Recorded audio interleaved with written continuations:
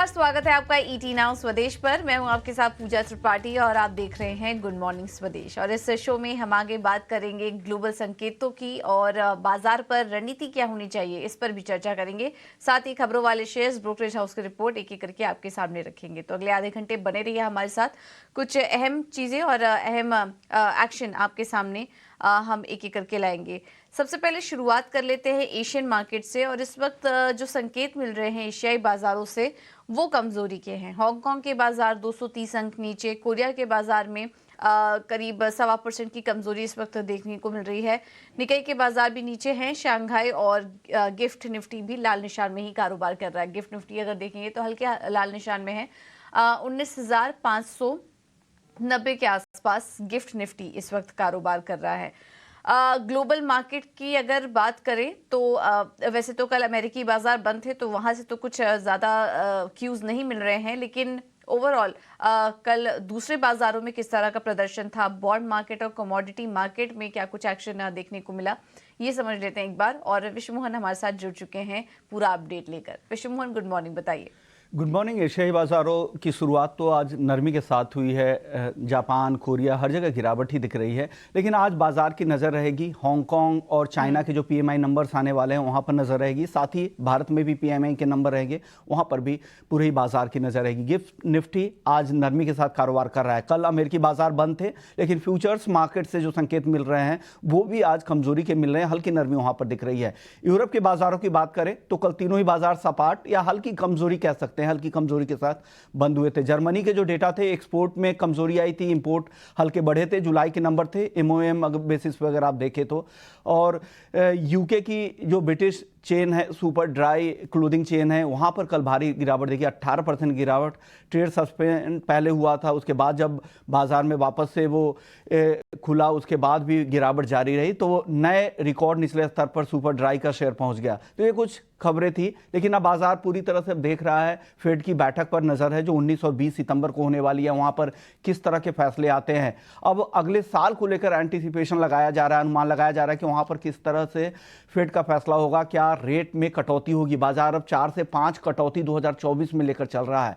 और इस साल हो सकता है कि फेड उस ओर जाए जहां पर अब दरें बढ़ाने की जरूरत ना पड़े, क्योंकि डेटा अब तक वही सजेस्ट कर रहे हैं। तो बाजार पूरी तरह से इस तरह के आंकड़े देख रहा है जहां पर महंगाई में नरमी आए तो बाजार पॉजिटिव होगा। अगर कोई भी आंकड़े भले कमजोर दिखे, इकोनॉमी के हिसाब से कमजोर दिखेंगे, लेकिन बाजार उससे चलेगा, क्योंकि उससे यह संकेत मिलता है कि फेड आगे ब्याज दरें नहीं बढ़ाएगा। तो बाजार अब इस तरह के ही संकेत पर दिख रहा है। महंगाई फोकस्ड पूरी तरह से अब रहेगा। महंगाई से रिलेटेड जो भी नंबर्स आएंगे उससे उस पर बाजार का काफी असर होगा। लेकिन इंडियन मार्केट के लिहाज से बाकी कुछ और संकेत देखें तो bond US 10 year bond yield की बात करें तो 4.2% के ऊपर है। डॉलर इंडेक्स 104 के ऊपर टिक गया है। ब्रेंट क्रूड की मजबूती बरकरार है, $89 के आसपास अभी भी बरकरार है। तो संकेत कुछ बहुत अच्छे नहीं है, मिले जुले कह सकते हैं, मिक्स है या सुस्ती के ही संकेत दिख रहे हैं। और आगे अब खुद के स्ट्रेंथ पर घरेलू बाजार की चाल आगे निर्भर करेगी। जी बिल्कुल, बहुत बहुत शुक्रिया विश्व मोहन आपका ये सारी जानकारी देने के लिए। तो जैसा कि हमने आपको बताया कि कल अमेरिकी बाजार तो बंद थे, तो इस वजह से ज्यादा कुछ एक्शन नहीं नजर आया कल कमोडिटी और बॉन्ड मार्केट में, लेकिन अभी भी अपने ऊपरी स्तर पर है। कच्चे तेल में तेजी बनी हुई है, जो कि कहीं ना कहीं दिक्कत वाली बात है भारतीय बाजारों के लिए। खैर, आगे नजर रहेगी कि महंगाई से जुड़े आंकड़े किस तरीके से आते हैं और फेड बैठक में क्या कुछ निकल कर आता है। अब इस वक्त दुनिया भर के बाजार की नज़र इस पर टिकी हुई है। आज एशियाई बाजारों से अगर देखेंगे तो काफ़ी सारे जो देश हैं इंक्लूडिंग इंडिया पीएमआई आंकड़े घोषित करने वाला है, उस पर भी हमारी नजर रहेगी। स्पेशली चीन से भी ये आंकड़े आएंगे, तो ये भी काफी इंपॉर्टेंट होगा देखना कि वहां से किस तरह के आंकड़े देखने को मिल रहे हैं। इस वक्त अगर कुल मिला के बात करें तो सुस्ती भरा माहौल ही है, और वहीं से इस तरह के संकेत आज भारतीय बाजारों के लिए भी मिल रहे हैं। एक बार एफआईएस और डीआईएस के आंकड़े देख लेते हैं, उसके बाद हम समझेंगे कि आज के लिए एफएनओ सेटअप क्या कह रहा है। कैश मार्केट में एफआईएस ने कल बिकवाली की है, 3,360 करोड़ के आसपास की बिकवाली का आंकड़ा है। लेकिन वहीं दूसरी तरफ डीआईएस की तरफ से सपोर्ट मिल रहा है, और कैश मार्केट में डीआईएस ने 2560 करोड़ के आसपास की खरीदारी वो करके गए। इंडेक्स फ्यूचर में अगर देखें तो 150 करोड़ का मामूली खरीदारी का आंकड़ा है। इंडेक्स ऑप्शन में 3,920 करोड़ की खरीदारी का आंकड़ा नजर आ रहा है। तो ये कुछ आंकड़े हैं। एफआईएस डीआईएस के संकेत भी ठीक ठाक ही नजर आ रहे हैं।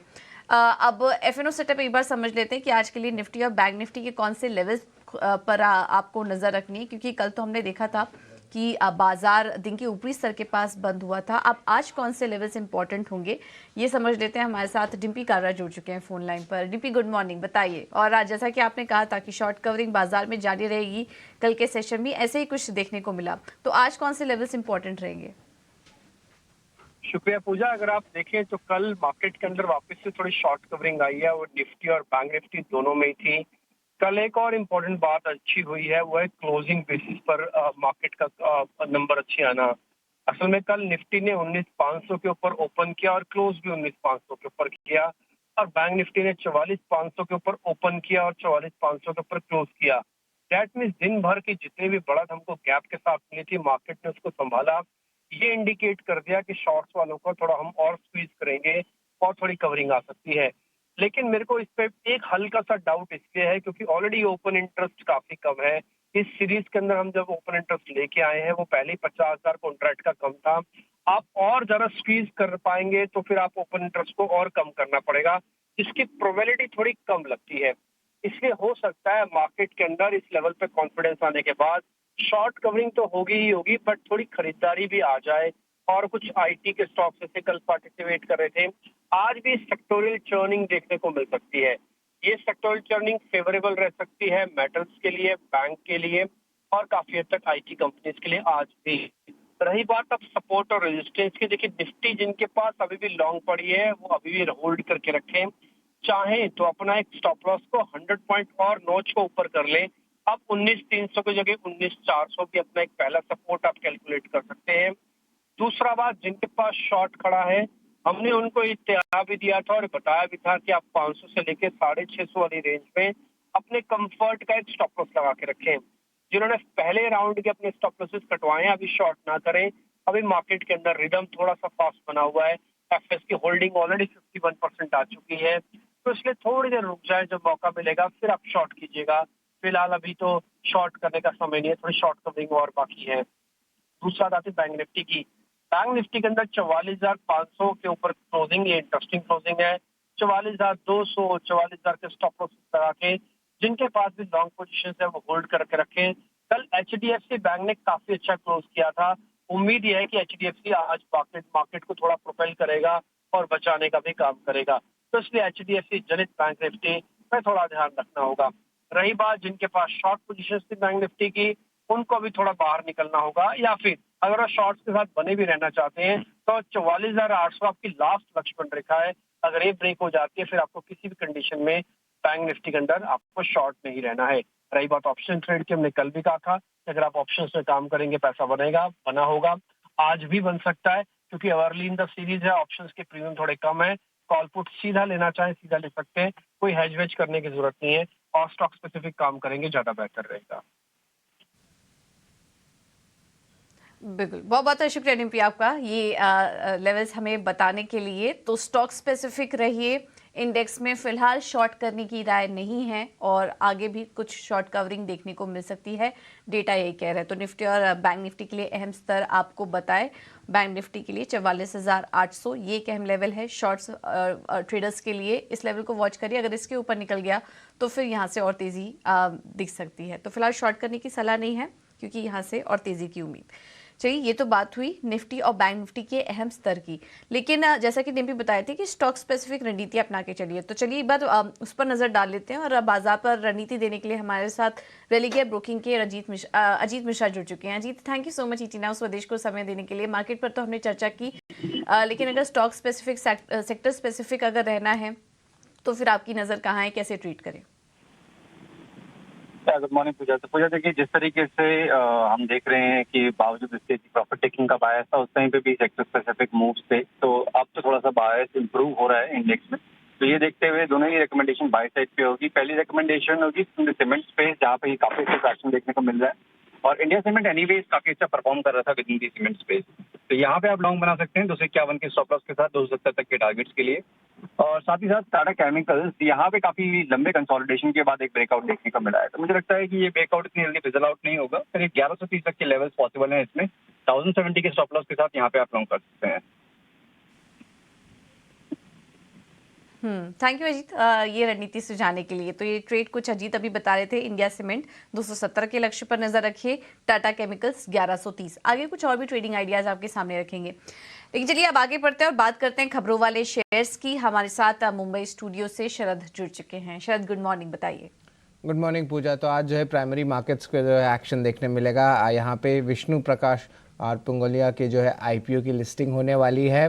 देखा जाए तो इशू साइज लगभग 309 करोड़ का, जो सब्सक्रिप्शन लेवल्स थे वो भी बहुत हाई थे, ऑलमोस्ट 88 टाइम्स पे थे। आईपीओ प्राइस लगभग 99 रुपीज़ पर शेयर था और यहाँ पे जो है एक्सपेक्टेड है कि प्रीमियम लिस्टिंग देखने मिल सकती है।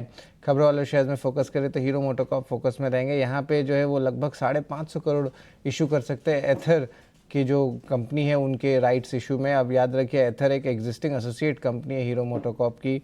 महिंद्रा फाइनेंशियल सर्विसेज के अगस्त के जो डिसबर्समेंट्स है उसमें स्ट्रेंथ देखने मिले और अच्छे ग्रोथ आए हैं। लगभग 15% का ईयर ऑन ईयर बेसिस पे ग्रोथ आया है। स्कॉच क्यूबोटा जो है ट्रैक्टर प्राइजेस बढ़ाएंगे 16 सितंबर से। सिप्ला की जो साउथ अफ्रीका नाम है उन्होंने जो है 100% स्टेक एक्टर फार्मा में खरीद लिया है लगभग $48.6 मिलियन पे। बॉम्बे डाइंग ने जो है क्लैरिफिकेशन दी है और कहा है कि अब जो है एक्सिस बैंक के साथ उनका सुलह हो गया है और जो लीगल डिस्प्यूट्स है वो अब सेटल हो गए हैं। मिसेस बेक्टर्स फूड स्पेशलिटीज़ में इंपॉर्टेंट अपॉइंटमेंट आया है जहाँ पे अर्नव जैन को जो है CFO द्वारा जो है नियुक्त किया गया है और इम्पॉर्टेंट बात यह है कि उनकी लीडरशिप पोजीशन जो है बड़े बड़े दिग्गज FMCG प्लेयर्स में ऑलरेडी उनके करियर में देखने मिली, जैसे कि Akzo Nobel, Nokia, Bharti Airtel, Britannia और पेप्सी। DLF भी फोकस में रहेगा। यहाँ पे मैनेजमेंट की कमेंट्री आ रही कि लगभग 400 करोड़ की जो है रेवेन्यू एक्सपेक्ट कर सकते हैं उनके नए लग्जरी प्रोजेक्ट जो गुरुग्राम में है। डेल्टा कॉप में सोसाइटी जनरल ने जो है लगभग 0.9% स्टेक की एक्विजिशन की है और TCNS क्लोथिंग में वही नालंदा इंडिया इक्विटी फंड ने 2% से ज़्यादा की स्टेक की जो है बिकवाली की है। डाबर मैनेजमेंट की जो है मीट हुई थी जहाँ पे इंपॉर्टेंट बात सामने आया है कि जो बादशाह मसाला का सेगमेंट है वो 20% ग्रो कर सकता है विद साल 2024 में। और आगे जाते हुए जो आयुर्वेदिक हेल्थ केयर है जो एक हाई मार्जिन बिजनेस है उस पर जो है एक बुलिश नज़रिया देखने मिल रहा है। और एक इम्पॉर्टेंट क्लैरिफिकेशन भी आया जहाँ पे जो न्यूज़ हो रही थी हनी डाबर की उनके हनी पोर्टफोलियो को लेके, और कंपनी ने कहा कि उनको कोई एडवर्स इम्पैक्ट नहीं होगा क्योंकि वो रेगुलेशंस के साथ मानते हैं। ऑयल इंडिया की बात करें तो यहाँ पे इक्विटी कंट्रीब्यूशन लगभग 1700 करोड़ का करने वाले हैं और ये एक JV में जो है ओवरऑल इन्वेस्टमेंट होने वाली असम गैस कंपनी में। इंडिया एनर्जी एक्सचेंज के अगस्त के अपडेट्स बचे तो यहाँ पे स्ट्रेंथ देखने मिला है, 21% ईयर ऑन ईयर बेसिस पे जो है ग्रोथ आया है। RVNL की JV जो है L1 बिडर की जो है विनर आई है वेस्टर्न रेलवेज के लिए और सोना BLW जो है लगभग 54% स्टेक एक्वायर करेंगे आपके कंपनी नोवेलिक में, जिसका जो वैल्यू है ऑलमोस्ट $40 मिलियन आएगा। ये कंपनी जो है सेंसर टेक्नोलॉजी पे है और ये इम्पॉर्टेंट एक्विजिशन इसलिए है सोना BLW के लिए क्योंकि कंपनी इंटेंड कर रही है कि वो एक्सपैंड करें ऑटोनोमस और कनेक्टेड व्हीकल टेक्नोलॉजीज़ को लेके। तो इस पे जो है बुलिश नज़रिया बाजार का बन सकता है। तो ओवरऑल सिर्फ स्टॉक स्पेसिफिक मूव्स जो है हमें देखने मिल सकते हैं आज। तो स्टॉक स्पेसिफिक एक्शन काफी रहेगा और ढेर सारी खबरें भी आई हैं जिस पर कि आज हमारी नजर रहेगी। थैंक यू शरद ये सारी डिटेल्स देने के लिए। अब बात करते हैं कमोडिटी मार्केट की। हमारे साथ रणनीति बताने के लिए SMC ग्लोबल सिक्योरिटी से वंदना भारती जुड़ चुकी हैं। वंदना, गुड मॉर्निंग। क्या करें आज कमोडिटी मार्केट में, कैसे ट्रेड करें? सेलिंग प्रेशर ही दिखना चाहिए। यहाँ पे सिल्वर में सेल करके चलना चाहिए 73,100 के लेवल पे। टारगेट रखना होगा 72,500 का। स्टॉप लॉस यहाँ पे लगाना होगा करीब 73,250 का इनफैक्ट कर सकते हैं। बेस मेटल काउंटर में कल भी यहाँ पे वीकनेस था, आज वीकनेस कंटिन्यू रह सकता है, तो यहाँ पे 220 के लेवल पे एक बार सेलिंग रिकमेंड करना चाहूंगी। 218 का टारगेट होगा। स्टॉप लॉस यहाँ पे लगाना होगा 221 का। ठीक है, तो ये है ट्रेडिंग कमोडिटी मार्केट पर ट्रेडिंग करने की राय। थैंक यू वंदना आपका समय देने के लिए, रणनीति सुझाने के लिए। अब आगे बढ़ेंगे और ब्रोकरेज हाउस के डाटा पर कौन कौन से स्टॉक्स हैं एक बार ये भी देख लेते हैं। आशीषा जुड़ चुकी है हमारे साथ पूरा अपडेट लेकर। आशीषा, गुड मॉर्निंग, बताइए। सबसे पहले M&M फाइनेंस की बात करते हैं। ऑपरेशनल डेटा आया था अगस्त के महीने का, जिसके चलते कुछ ब्रोकरेज रिपोर्ट्स आती हुई नजर आई है। जेफरीज ने सबसे पहले होल्ड की रेटिंग बरकरार रखी है और 295 रुपीज़ प्रति शेयर का टारगेट दिया है। उनका मानना है कि डिसबर्समेंट ग्रोथ काफ़ी हेल्दी था इस क्वार्टर में, एसेट क्वालिटी भी रेंज बाउंड रही और कलेक्शन एफिशिएंसी 96% पे आई, वो भी काफ़ी स्टेबल थी। लेकिन वैल्यूएशन के पर्सपेक्टिव से देखें तो उनका मानना है कि वैल्यूएशन की स्टॉक में अब अब अपसाइड नहीं देखने को मिल सकता है और उसी के चलते उन्होंने होल्ड की रेटिंग बरकरार रखी है। 295 रुपीज़ प्रति शेयर का टारगेट दिया है। इसके अलावा मॉर्गन स्टैनली ने इक्वल वेट की रेटिंग बरकरार रखी है, 300 रुपीज़ प्रति शेयर का टारगेट दिया है। उनका मानना है कि डिसबर्समेंट्स और लोन ग्रोथ हमारे अनुमान के मुताबिक आए हैं। मारुति पर मॉर्गन स्टैनली की रिपोर्ट आई है, उन्होंने ओवरवेट की राय बरकरार रखी है, 11,963 रुपीज़ प्रति शेयर का टारगेट दिया है। उनका मानना है कि एवरेज सेलिंग प्राइस आगे चलते हुए बढ़ सकती है। कंपनी के प्रोडक्ट मिक्स की बात करें तो एसयूवी का शेयर बढ़ रहा है, जिसके चलते एएसपी बढ़ सकती है और ईबिट मार्जिन्स में भी एक्सपेंशन देखने को मिल सकता है। लास्टली पावर सेक्टर पर जेफरीज की रिपोर्ट आई है, उनका मानना है कि पावर डिमांड बढ़ रही है, जिसके चलते पावर स्टॉक्स में पिछले कुछ दिनों से रैली देखने को मिल रही है। एनटीपीसी, पावर ग्रिड और जेएसडब्ल्यू एनर्जी, ये 3 इनके टॉप पिक्स है पावर सेक्टर से। और आईईएक्स और टाटा पावर पर उन्होंने अंडर परफॉर्म की राय दी है। पावर डिमांड के चलते रैली देखने को मिल रही है और इसी के चलते उन्होंने ये टॉप पिक्स की बात की है। ठीक है, तो ढेर सारी ब्रोकरेज हाउस की रिपोर्ट्स, इस पर आप नजर रखिए। पावर सेक्टर पर काफी एक रिपोर्ट आ रही है और इसके अलावा एमएनएम फाइनेंस पर भी नजर रखिए। चलिए अब आगे बढ़ते हैं और कुछ और भी टॉप ट्रेडिंग आइडियाज आपके सामने रखेंगे। सुबह अजीत ने इंडिया सीमेंट और टाटा केमिकल में खरीदारी करने की राय दी थी। इंडिया सीमेंट्स 270 के लक्ष्य के लिए और टाटा केमिकल्स 1130 के लक्ष्य के लिए। इसके अलावा कोटक सिक्योरिटी से जो कॉल्स हमें मिल रही है, इसमें पहला है बीएचईएल, खरीदारी करके चलिए, 150 का होगा लक्ष्य, स्टॉप लॉस सुझा रहे हैं 134 का। और डॉक्टर रेड्डीज में भी खरीदारी करने की सलाह है इनकी तरफ से, 5850 के टारगेट के लिए स्टॉप लॉस होगा 5570 का। निर्मल बांग ने जो कॉल्स हमें शेयर की है, उसमें पहला है प्रकाश इंडस्ट्रीज, खरीदारी करके चलिए, 138 का टारगेट होंगे, स्टॉप लॉस है 125 का। और दूसरा स्टॉक है पीएनबी हाउसिंग, यहाँ पर भी ये तेजी करने की ही राय दे रहे हैं, 690 के टारगेट के लिए स्टॉप लॉस होगा 640 का। तो कुछ 6 कॉल्स हमने आपके सामने रखी, सभी में तेजी करने की राय। अब आगे बढ़ते हैं और एक बड़ा इवेंट G20 समिट, जिसकी की तैयारियां जोरों शोरों से दिल्ली में हो रही हैं। इसमें क्या खास तैयारियां चल रही हैं? 5 स्टार्स होटल में कुछ विशेष इंतजाम किए गए हैं। इन तैयारियों का जायजा लिया हमारे सहयोगी समीर दीक्षित ने। समीर, अतिथि देवो भव, इस भाव के साथ दिल्ली एनसीआर के तमाम 5 स्टार होटल तैयार हैं G20 के विदेशी मेहमान का स्वागत करने के लिए। इस वक्त हम मौजूद हैं ताज पैलेस होटल सरदार पटेल मार्ग पे। ये होटल जहां पर चाइना और ब्राज़ील के डेलीगेशन ठहरने वाले, सूत्र बता रहे हैं कि चाइनीज़ और ब्राज़ील डेलीगेशन यहाँ पर ठहरेगा। ये होटल भी पूरी तरीके से तैयार है मेहमानों के स्वागत करने के लिए, क्योंकि ये देश का पहला G20 समिट है जिसको होस्ट करेंगे। लेकिन किस तरीके की विशेष तैयारियां हैं होटल में, आपको दिखाता हूं। ये पूरी जो थीम रहेगी उसमें भारत की संस्कृति की झलक रहेगी, इंडियन ट्रेडिशन और वो आत्मीयता झलकेगी। आप जो इस वक्त पीकॉक, ये पूरा स्कल्पचर यहाँ पर देख रहे हैं, पूरी पेंटिंग जो आप देख रहे हैं, नेशनल बर्ड पीकॉक, इसी थीम को लिया है ताज पैलेस होटल ने और इसी थीम को लेकर के पूरा आगे के डेकोरेशन भी किया हुआ है। ये जो पीकॉक इसलिए लिया है क्योंकि नेशनल बर्ड है। और जब मैं कह रहा हूँ कि आगे भी, यानी कि जैसे जैसे विदेशी मेहमान आगे बढ़ेंगे होटल में आने के बाद में, उनको इस तरीके का फील आएगा कि आप भारत का जो ट्रेडिशन है, जो कल्चर है, उसको महसूस कर पा रहे हैं और उसी आत्मीयता के साथ में आपका स्वागत हो रहा है। और जब विदेशी मेहमान पहुँचेंगे तो उनका कुछ इस अंदाज में टीके से स्वागत होगा, जो भारत की सभ्यता और संस्कृति की पहचान है। और साथ में ये जो आप स्टॉल देख रहे हैं, ये सिल्क का स्टॉल है और इसकी खासियत ये है कि ये यहीं के बुनकरों ने बनाया है और उड़ीसा के जो क्राफ्ट्समैन हैं उन्होंने इसको बनाया। और सिल्क का ये स्टॉल है, बेहद खूबसूरत स्टॉल जो उनको दिया जाएगा। और आप देखें तो एक मुस्कुराते चेहरे के साथ में कुछ इस अंदाज में स्वागत होगा और ये स्वागत उनको यादगार रहने वाला है, क्योंकि ये भारत की पहचान है। और आप सिर्फ यही नहीं, सिर्फ टीका या ये स्टॉल की बात नहीं है, जिस थाली पर आप देखें तो इसको भी पूरे पीकॉक के ही तरीके से डिज़ाइन किया गया है। और ये इंडियन ट्रेडिशन को एक फील देने के लिए इसमें आप देखें तो टीका, दिया जिससे आरती होती है और फूलों से ये स्वागत किया जाएगा। और साथ ही साथ स्टॉल के साथ में आप देखें तो ये तुलसी माला है जो विदेशी मेहमानों को पहनाई जाएगी। जो डेलीगेशन आएगा उनको ये तुलसी माला पहनाई जाएगी। और ये इसलिए क्योंकि ये भारत में जब अतिथि आते हैं उनका जिस तरीके से ट्रेडिशनल अंदाज में जब स्वागत किया जाता है तो कुछ उसी अंदाज को पूरी तरीके से माना जाएगा। लेकिन ताज होटल ने सिर्फ यहीं पर, सिर्फ इतने पे ही बात नहीं रखी है। G20 की पूरी थीम को होटल में समाया गया एक तरीके से। ये जो G20 का बैनर आप देख रहे हैं, ये बता रहा है कि ये होटल पूरी तरीके से तैयार है।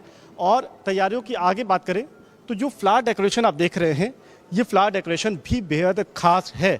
जो G20 के देशों की जो रंगों की पहचान है उसको यहाँ पे रखा हुआ है और ये फ्लावर डेकोरेशन को इसी तरीके से किया है कि भारत के जो तिरंगे के जो 3 रंग हैं वो तीनों तो आपको इसमें झलकेंगे ही, लेकिन साथ ही साथ G20 की जो महक है वो भी आपको इसमें दिखाई देगी। और पूरे होटल को कुछ इसी अंदाज में सजाया गया है ताकि जब मेहमान यहाँ पर आएँ तो वो ना सिर्फ G20 में भारत आने पर उनको एक गर्व महसूस हो, बल्कि जब वो यहाँ से वापस जाएं तो भारत की संस्कृति की ट्रेडिशन की पहचान भी वापस लेके जाएं और दोबारा आने के लिए उनका मन ज़रूर करें।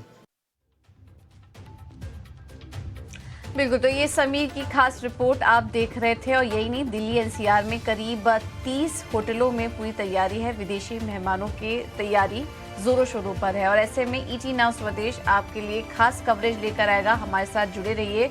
किन सेक्टर्स और किन स्टॉक्स पर असर पड़ सकता है इस समिट का, क्या कुछ मायने हैं ये भारत के लिए, इस पर हम आगे चर्चा करेंगे। तो G20 पर सबसे बड़ी कवरेज ET नाउ स्वदेश पर लगातार आप देख सकते हैं।